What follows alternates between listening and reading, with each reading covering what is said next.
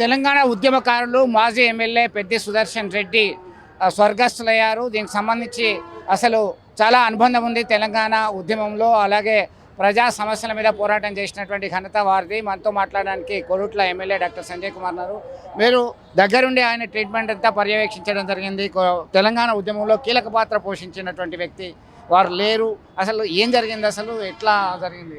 ఆషాఢ మాసం సందర్భంగా మన కాసం ఫ్యాషన్స్ కిలో చీరలు కొనండి, అరకిలో చీరలు ఉచితంగా పొందండి. చాలా బాధాకరం. పెద్ది సుదర్శన్ రెడ్డి అన్న ఉద్యమం మొదలైన నాటి నుండి కూడా కేసీఆర్ గారు వెంటనే ఆనాడు వరంగల్ జిల్లాలో ఎవరు లేనప్పుడు కంటిన్యూస్గా వరంగల్ జిల్లా అధ్యక్షుడిగా ఉండి ఉద్యమాన్ని ముందుకు తీసుకెళ్ళిన నాయకుడు సుదర్శన్ అన్న. ఉద్యమమే కాకుండా ఆ తర్వాత తనని నమ్మకం పెట్టి ప్రజలు ఎన్నుకున్న ప్రజల్ని కూడా 2018 నుంచి 23 వరకు శాసనసభ్యునిగా ఉన్నప్పుడు నర్సంపేటలో మన రాష్ట్రంలోనే కాకుండా ఎక్కడ లేని విధంగా నర్సంపేటలో ప్రతి ఒక్క ఇంటికి గ్యాస్ కనెక్షన్ ఇచ్చిన గొప్ప నాయకుడు సుదర్శన్ అన్న.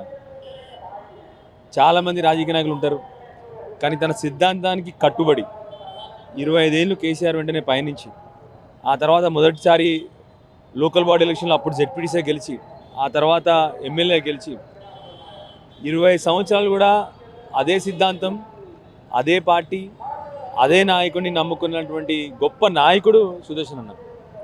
చాలామంది నాయకులు ఇవాళ రేపు ఇక్కడ పొద్దున ఈ పార్టీలో ఉంటారు, మరుసటి రోజు ఇంకో పార్టీలో ఉండే కాలంలో తను ఒకే ఒక సిద్ధాంతం, ఒకే ఒక పార్టీ, అంత గొప్ప నాయకుడు.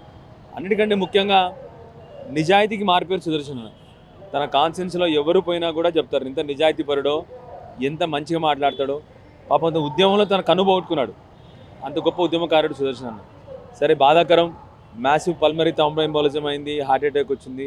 ఇవన్నీ తర్వాత చాలా బాధాకరం. కానీ అట్లాంటి గొప్ప ఉద్యమకారుణ్ణి, అట్లాంటి గొప్ప పార్టీ నాయకుడిని కోల్పోవడం బీఆర్ఎస్కి చాలా చాలా చాలా బాధాకరం. బీఆర్ఎస్ నాయకత్వం కానీ కేసీఆర్ గారికి కానీ.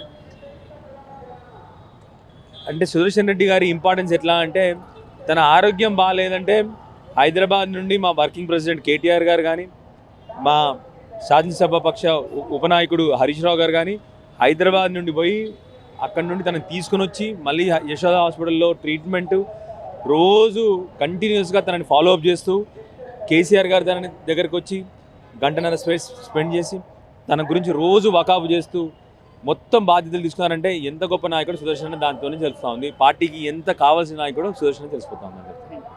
సో మొత్తం మీద చాలా తీరని లోటు పార్టీకి, అక్కడ ఉన్నటువంటి ప్రజలకి.